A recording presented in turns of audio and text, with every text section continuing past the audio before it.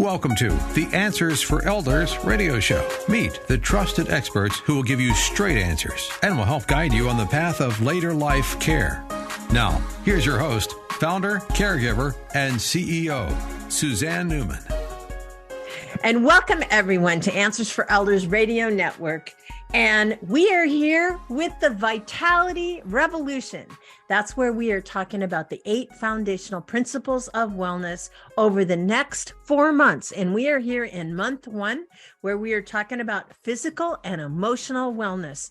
And for each and every one of you that are talking about how do I stay vibrant, how do I stay active through my aging years, we hope that you'll join us in this series.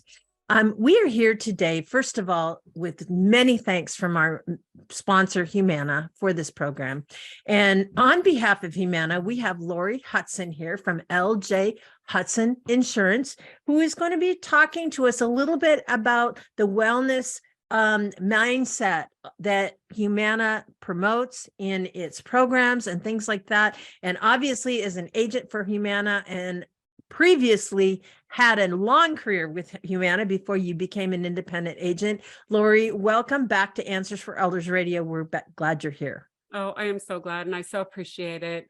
I think before we jump into the topic, I do want a disclaimer that I'm not a licensed healthcare mental health provider or psychologist, psychiatrist. So I'm not here to give medical advice. We're just having a conversation. We're going to have a conversation and talking about life experience. Yes, and here's the thing. You brought up this topic that we're going to be talking about, which is forgiveness. And, that was probably one of the biggest things that held me back in my life for decades. And Lori, I'm glad that you came forward with this because there's so often we get into times in our lives where things happen in an instant and we're either hurt or damaged or violated or whatever. And no one, I think what I really want to say is forgiveness does not right the wrong. Forgiveness only disconnects you from being a slave to the experience. And I think that's the best thing that we could say regarding this. And so as a result, that's my caveat before we start. Don't you agree on that situation? I do agree with that, Suzanne. And I really feel like the forgiveness is really for ourselves, because the other person, and I heard this saying so long ago, that has stuck with me, and I'm stealing it from someone I don't know who, but it's hanging on to all these things is like drinking the poison and expecting other people to die. Yeah. And it's really like that. So the forgiveness is really for others, but it's really for ourselves. Lori, I hope you don't mind that I start out with my story. When you brought this topic up to me, it was like there's a big piece of me that always said, when I felt it, I thought, there's certain deeply personal things that happen to people in their lives. And I know that probably there are listeners out there that have had violations happen to them, had scenarios happen to them in their lives that they don't talk about. And this is probably one in my life that I don't talk about. But it really helped to cause me considerable angst over being not forgiving. And I think this is something that I hope that when our listeners are here talking about this topic and hearing about this topic, this is a deeply personal story of mine that I want to share. And it's going to be hard for me to share the story. So, and we're going to go a little long on this podcast because I want Lori to share her message. But I also think it's important to our listeners that they understand that, I'm just one of the many people out there in the world that have had circumstances happen to them that we may not have, we may harbor resentment over. When I was 22 years old, it was December 15th, 1978. I was driving from the greater Seattle area up to my mother's home in Anacortes, Washington. And I was out on a country road going about 50 miles an hour. It was about 5 o'clock at night. And as I was driving to her house, I was very close, but there was a housing development that had a big hill and a bunch of houses up on a bluff. And as I was driving on this road, all of a sudden I saw this orange and white stocking cap to the right of me, but down low. And what was happening, I slammed on the brakes because it was a 14-year-old boy that was laying down on a skateboard, and he went right into my car and he was killed instantly. I have to say it was probably one of the most traumatic situations I could ever imagine. Here we were, the friend that I had in the car with me, he ran to go call 911. Of course, this is before cell phones. I ended up going to, the police came, the sheriff came, and the sheriff sent me home, said, "This is not your fault." And somebody telling you at that time, and there's a dead body laying there. I was a basket case. Obviously, I don't know how somebody's supposed to react to something like this, and but what ended up happening is I went home 22 years old to my mother's empty house because she wasn't there. My mother was down in the Seattle area taking care of my sister-in-law who was sick. Of course, my brother was there, her family was their family was there. There's neighbors next door, all kinds of things. And when I called my mother, and told her what happened, I asked her to come home to be with me, and she refused. That was like everything shut down within me. It was my survival mechanism or whatever it was. But what ended up happening was that I ended up harboring this huge resentment towards her, because she didn't come home. She didn't, she wasn't there for me. And I was angry. I treated her horribly. I didn't experience a lot of joy with her because, again, she let me down. She betrayed me. All the things that the drum that I kept banging in my head. And now that I'm on the other side, we're going to talk about how we're coming to the other side. But one of the things that we all know, maybe intellectually, that we need to forgive, but we may not understand specifically how to get there. And that's something that I'm hoping that Lori and I, thank you for allowing me the grace to let me share my story, Lori, because I think it's really important that we all understand that we're all there. When I'm there with you, and I love talking about this journey. I so agree with that. And I think as I'm listening to you, one thing that really stuck out to me is I feel like a lot of times the deep, deep hurt really expresses itself as anger. So we're feeling that anger, but really deep down, it comes from a place of deep, deep hurt. Yes. Well, and it's also, you're angry and you've got to find a way, but to treat other people horribly like I did. I was angry with myself, and I didn't see it at that point that it's kind of a twofold thing. I was an angry human being. I didn't trust people. It affected my, if somebody said they were going to do something, they obviously weren't. Or if I needed to ask for help, I always never could count on it because I always knew that my mom let me down. Of all people, I told so many stories to weave that hurt into my life, that this is what the human brain does, right? It does all these crazy things. And who did it hurt most of all? It was me that it was hurting. And that's the thing I think that, that is important. So Lori, do you have a personal experience or clients that you work with that are struggling to forgive? This comes up so often with my clients, and I do work with older people. I work with people on Medicare. And so most of the time over 65, and I run into it all the time where people are stuck in the past. They're holding on to these things, and it's really tough. And I think part of it too is for us to learn how to let go of the expectation, because some of it comes from expectation from others. Absolutely.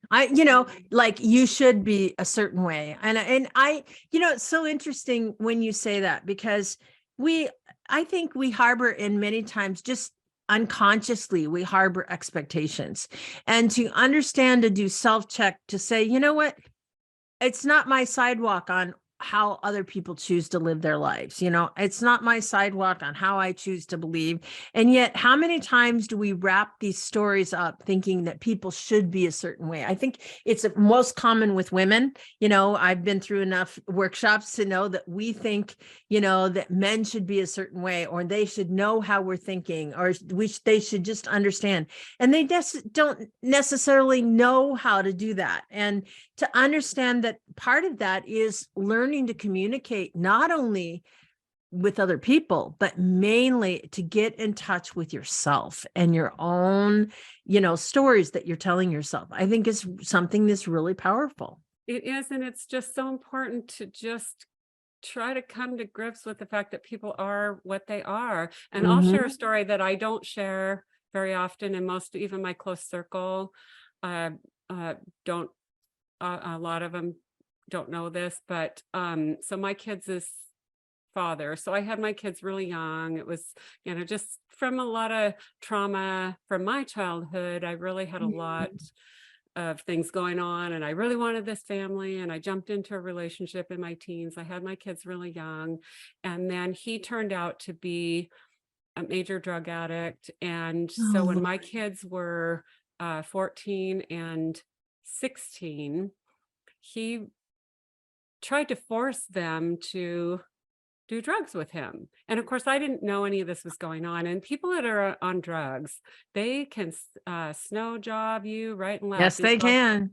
I thought he was clean. I thought, that he'd made progress with that and that he was clean. And so he was spending time with the kids, and come to find out, he was, pretty much forcing them into doing drugs, or persuading them, oh, you're rude if you don't do this, or this is our bonding, or whatever. And my older son was 16, and he really didn't, he was at the point in his life where he could turn his back and say no. And my younger son, 14, and he had his own issues. And I was a young mom. I was not the best mom at that time. I did my best, but I was dealing with what I was dealing with. I was a child when I had these kids.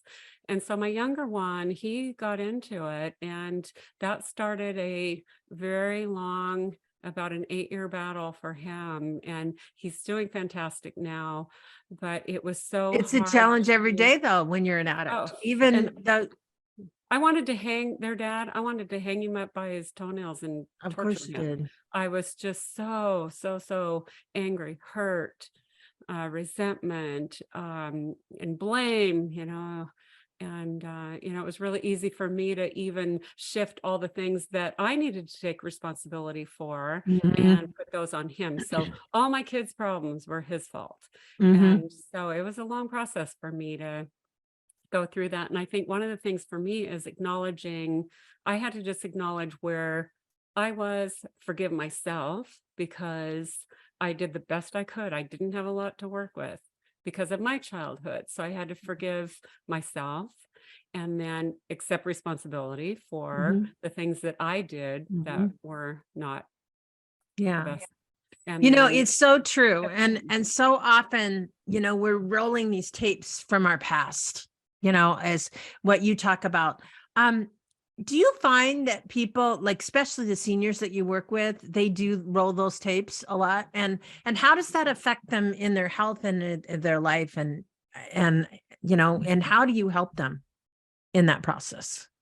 Well, I do find that a lot of people are just repeating those tapes. And it's tough because, I'm their age, and I do get pretty close with some of my clients. And I think just listening is a huge thing. And then sharing some things about myself. And this particular story, I don't really share too often, but I do try to relate and share with them. And just, Suzanne, you sharing your story, which was, I'm sure, not the easiest thing to do. I think it really helps other people to realize, because we're always, or a lot of people anyway, we're comparing our insides with other people's outsides. Yeah. So we look at, okay, this person on the surface looks so put together. They look like everything's going great. And then they have internal things as well. And I think just listening, being there for people, and then recommending help.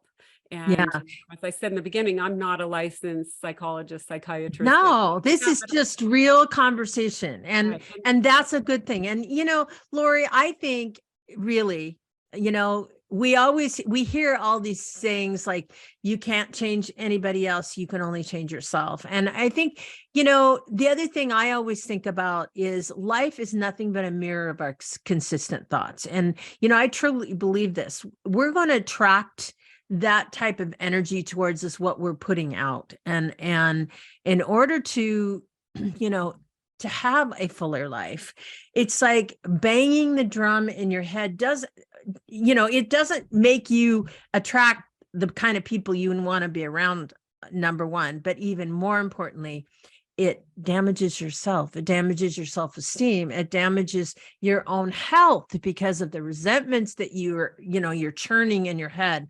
There's all kinds of things that as you move forward in your life and develop, I think one of the things that we want to talk about in our next segment a little bit is about how to let go of those resentments and how to move through it. And I'm going to tell a little bit more about my story and how I learned to let go of it. And Lori, well, you'll be right back with me. In the meantime, though, I want to let everyone know that Lori is an independent agent of Medicare, and she does help families everywhere in their Medicare choices. And so tell us a little bit about how we reach you if you're interested in checking out Medicare.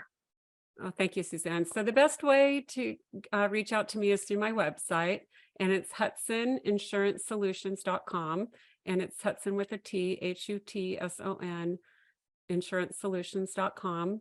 And I'm licensed in the state of Washington, so I can help anyone who lives in the state of Washington.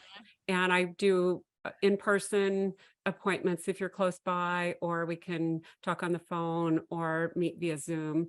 If you're not in Washington, if you go to my website and fill out the contact me form, I will put you in touch with someone in your area. I've got wonderful. And Lori, everyone, and we will be right back right after this.